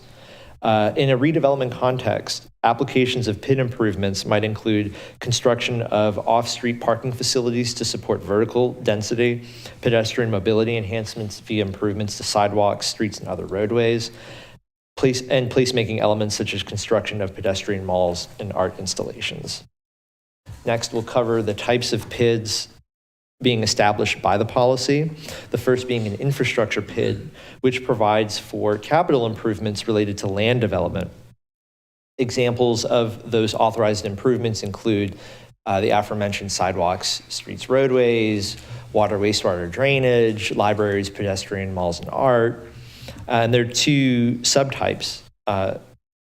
First being cash PIDs or pay-as-you-go. These are the 2 existing PIDs that we do have. And the second subtype being bonded PIDs, where they can issue bonds. The city issues those bonds, but as we'll discuss later, they have no recourse to the municipality. And they expire generally the length of the bond term, about 30 years. The second type of PIDs are operation and maintenance, also known as service PIDs, which provide supplemental services to an area. Those services include tourism, security, business recruitment, advertising, recreation, cultural enhancement, and other subtypes, and they generally operate into perpetuity. The budget is approved annually, but the city council can choose to dissolve the PID at any point. So we'll move into 4 key areas of the policy and pause for feedback after each. The first 3 are highlighted in the draft policy to make them easier for you to find. PID objectives, what we want PIDs to accomplish and how we're evaluating them. The second being maximum cumulative assessment to ensure parcels aren't over-encumbered financially. Requirements for bonded PIDs to ensure we structure deals appropriately, deal financing appropriately. And lastly, PID application fees, what an application might cost to submit. PID objectives are used by City Council to determine whether to approve the proposed PID or not. We've drafted 10 objectives that move the city forward. And I'll go through those bolded statements quickly. Policy alignment with the comprehensive plan, economic development, redevelopment of underutilized areas of the city, creating a walkable environment, a mix of residential options in a variety of configurations, preserving nature, multimodal transportation, such as complete streets, parks, promenades, new and improved infrastructure, drainage, underground utilities, exceeding development standards, in particular, enhanced architectural standards, building materials and/or finishes, historic preservation, and placemaking elements. So I'll pause for discussion on Section D, PID objectives. Sir. Go ahead. Oh, I'm sorry, Stuart. Go ahead. Yeah, so the last one kind of grabbed me, historic buildings. So can you develop a PID for the Char House that just includes the PID, or just includes the building? Can you carve out the building and create a PID on behalf? And can the city create a PID on its own, or does the landowner have to apply to create the PID? It would be, the petition would be submitted by the property owner. There's which we'll cover later, there's some financial metrics to make the deal make sense. Suzanne. Thank you. Kareem, the 2 PIDs that we've done so far are residential. Yes. And I think the way you calculate the assessment is basically cost of the improvements or infrastructure times the number of homesteads or homes and lots divided by time frames that you expect it to pay back. Right. We're looking at PIDs that are going to include commercial. This is different from a regular homestead. So, and I know we talked about this before, how we're going to divide commercial versus residential and the time frame for paying the PID back and the assessments on it. I think this is feedback. This is really not even a question, I don't think. I'd be interested to understand how that looks for redevelopment and development going forward when we set the parameters for PIDs on redevelopment, because we are expecting more than residential. Right. And we're going to do more than put in just infrastructure. I think we're going to put in more exciting things than just infrastructure. So when we look at that, what are your thoughts on how we make those assessments for residential versus commercial? Or do we even address those issues in the beginning? Right. What considerations do we make? Right. So what I've seen, and Andrea, feel free to chime in, I've seen the cost of those improvements allocated by property type and size. So what I love about PIDs is that you can allocate those costs appropriately by the benefit that's being received by the property. You could do it based on assessed valuation. You could do it based on a whole lot of different things. Yeah, there's a lot of methodologies there. And so it gives you that flexibility. What I've seen are lower rates applied for residential uses, and then you can have a higher rate applied to a commercial use. Follow-up? Could we, thinking out of the box, is that also an incentive for commercial use to look at development and bringing in more businesses? Those PIDs, can we use that as an assessment, those PID assessments as a type of incentive to bring business? Yeah, there's plenty of creative ways to finance it, to structure it. Andrea, have you seen that at all in some of the other cities that you've worked with? Yes, Kareem. And so typically, to answer the council member's question, typically when you have residential assessments, those are done on a per lot basis, and the special benefit that's conferred. So if you have different lot types, that indicates to the city council that you have a different level of benefit that's being conferred to one lot type versus another. And as for commercial, it's typically calculated based on acreage and special benefit. So it will be based on the special benefit conferred and allocated or divided once the total assessment is calculated by the number of acres. Does that help answer the question and make sense? Yes, it does. Thank you, because we're looking at something that's going to be a different kind of animal here, and it works so much better, it seems, in a mud. So I like the idea, and there's so much flexibility in it. Thank you. Oh, sir. Thanks. Okay, can a city create a PID for city-owned land and then issue debt, reimburse itself for improvements to that land, and then maybe transfer ownership in the future if the city decides not to keep it, and the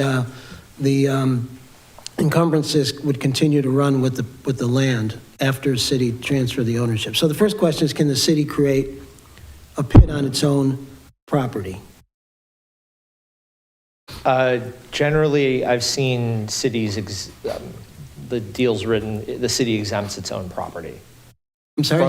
The city will exempt its own property from those assessments. If the municipality is the property owner, then sure. But generally, I've seen that the city doesn't pay its own assessment.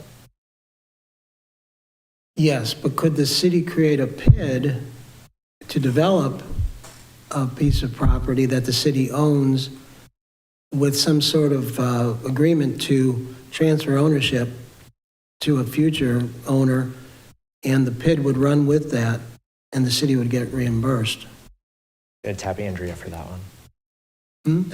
So it would be common for, if the city has a particular developer that they are interested in negotiating a development agreement with for the purposes of future development of an area, and they want to create that PID, the PID petition must be filed by the property owner. So if the city's the property owner, then they would be the ones that would file the PID petition. However, as Kareem said, you would not assess yourself as the city. So it would make more sense to have that property transferred already or in the works to the developer, and then have the developer create the PID.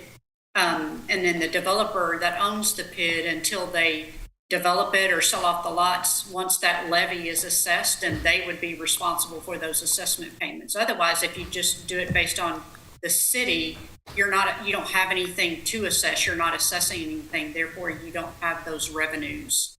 Does that make sense? It does. Thank you. Yeah, Andrea, I think the way that it just offer this, so city buys the land, city goes out, gets a master developer that wants to develop the land gets transferred to the developer, PID gets created based on a request by the developer. But what that does for the city is, one, it gets it off our tax rolls. It gets to be taxable property.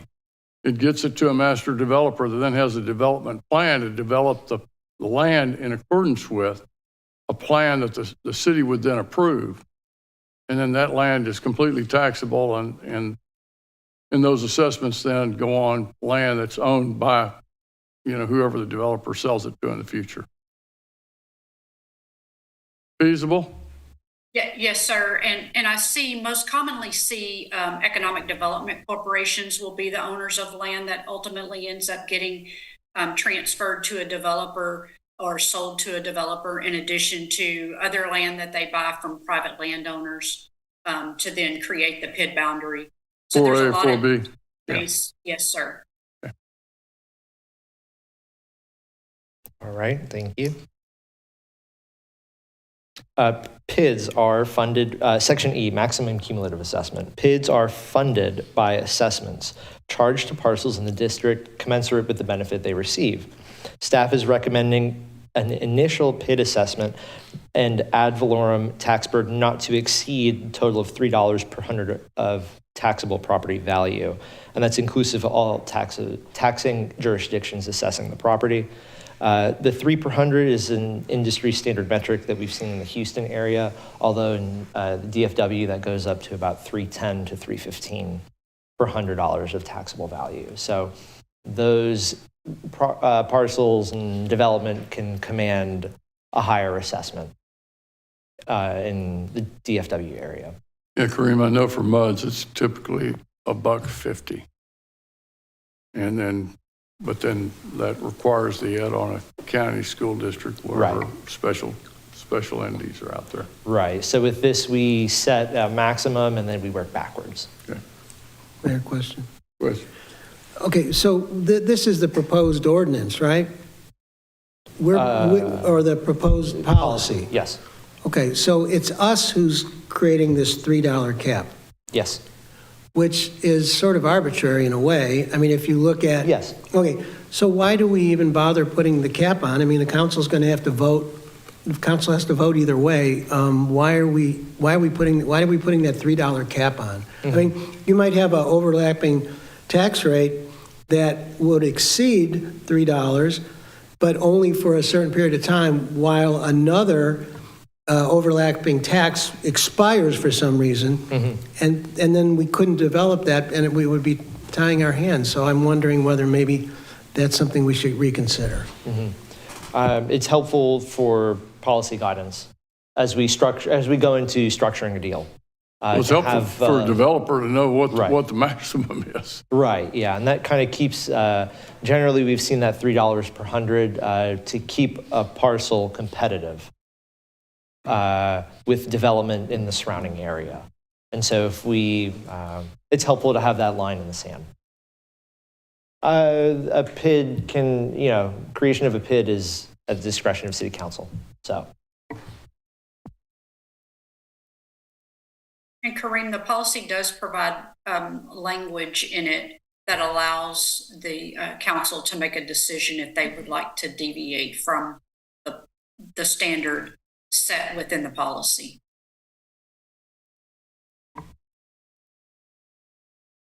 Thank you. All right. Two more. Exhibit B, additional requirements for bonded PIDs. The city retains the right at its sole discretion to make final determination as to the acceptable structure of any PID bond to be issued by the city. These are 4 of the 11 criteria provided in Exhibit B we wanted to review with you, followed by an explanation of the criteria and any relevant comments. As a side note, 2 large-scale deals to share the scale of what we're talking about is Collin Creek Mall, which had bonds of about $150 million to $200 million, and then Veal Ranch out in the DFW area, bonds of about $800 to $2 billion. So that's the scale of some of the developments that are using PIDs. So the first topic being no general obligation. PID bonds, this is standard language. PID bonds issued by the city never constitute indebtedness or general obligation of the city, and that they're secured and payable only by assessments.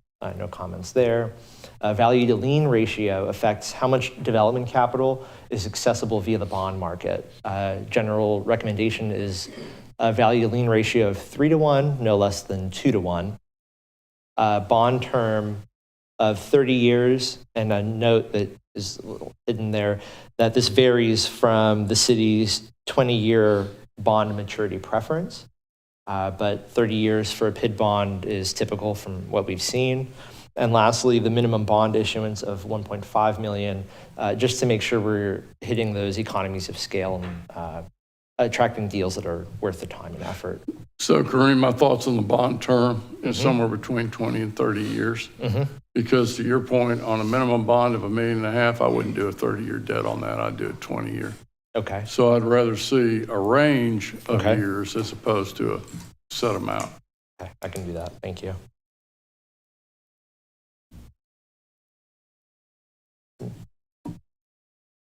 Yeah, you can do it not to exceed 30 years.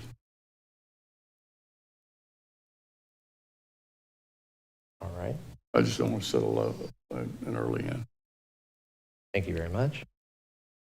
And finally, after reviewing the level of effort, PID application fee recommendations. After reviewing the level of effort involved with our existing PIDs compared to other cities and with what we might anticipate these deals being structured, staff is recommending the following application fee structure, something about $15,000 with maybe a portion due up front, $10,000 with the later portion being due at a later step, perhaps when City Council acknowledges the PID, just so we're not collecting that whole money up front and us deciding that the deal will not continue through. But do you know if, since we haven't really done one, I mean, the two that we've done have been really simple. You couldn't have created MUDs anyway. So a PID was a mechanism whereby they could develop with some kind of a reimbursement in order to be competitive with the marketplace. They were residential PID. For what we're talking about now with like an Imperial or a Lake Point, those are substantially different, to Suzanne's point. You know, commercial, retail, you know, could be a hotel, could be residential, could be a whole lot of things. Is that $15,000, is that going to cover the cost of doing something like that? Is my question. You Love get the that consultants question. involved. Andrea, I guess that's a question. I love that kick question. that to you.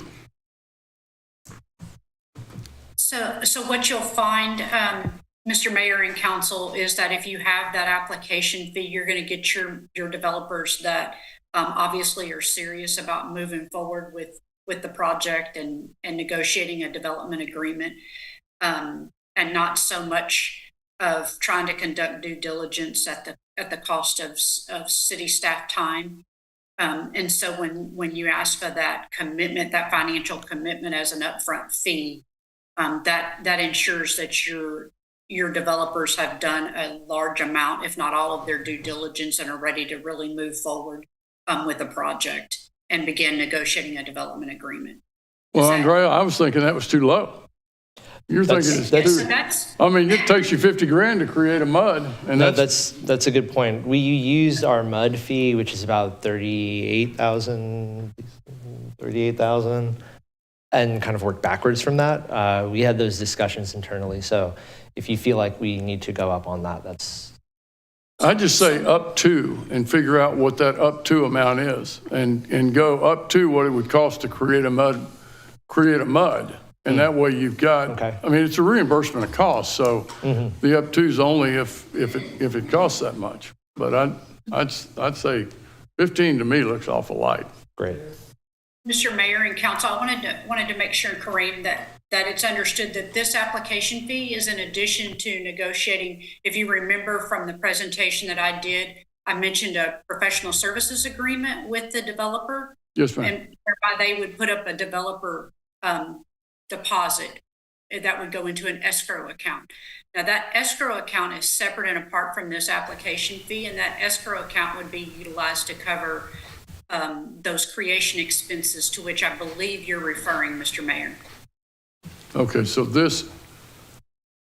what does this actually cover then, Andrea? So this is an application fee that would cover the staff's time that would be utilized to review their actual application request. Okay. The developer's escrow is something separate and apart from that, which is much larger, Mr. Mayor, or can be, depending on the size of the project and the amount of time that your consultants are probably going to expend.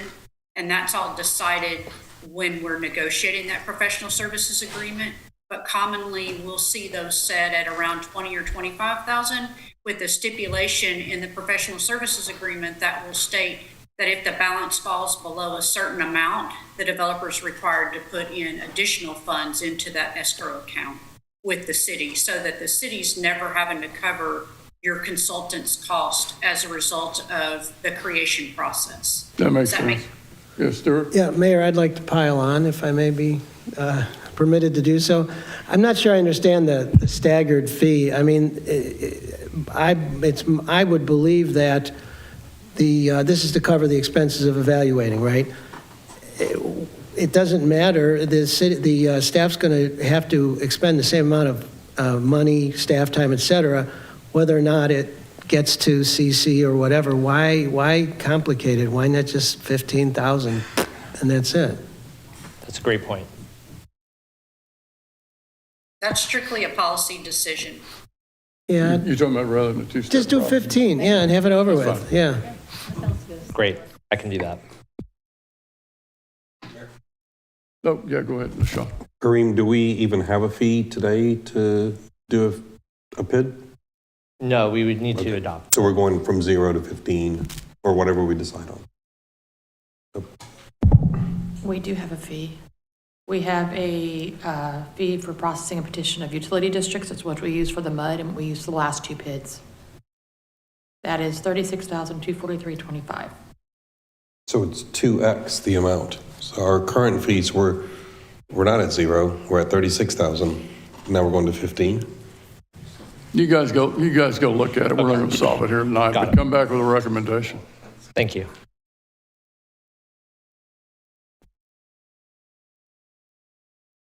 Right, and we'll bring it home. Next steps in early next year, we'll finalize policy drafting, go through legal review, and complete policy adoption. We can't get it this year. I'll do my best. Sorry, Kareem. That's all right. Just kidding. Appreciate y'all. Just kidding. Lisa and her team last year, they had to go through the poultry thing. I don't want to send them back through that again. Right.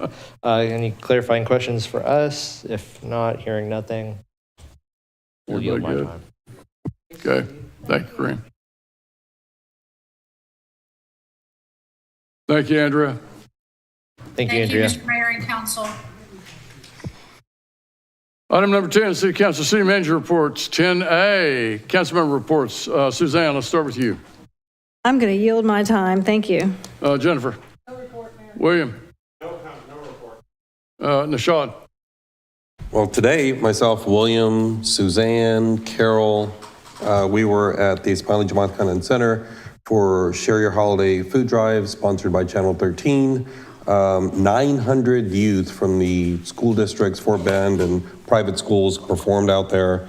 It was a great turnout. I don't know how much they collected, but as always, they do a great job filling the pantries in the time when it's really needed during the holidays. That's it. Carol. I attended the Jingle Tree Festive Finale, which is a fundraiser for the Houston Museum of Natural Science Sugar Land. And today, Nishad, William, Suzanne, and I had a hard hat tour of UH Sugar Land's new technology building, and also attended an Avalon HOA meeting. All right, and just for me, we've got the Christmas tree lighting. Oh, I'm sorry, Stuart, I did leave. Nothing.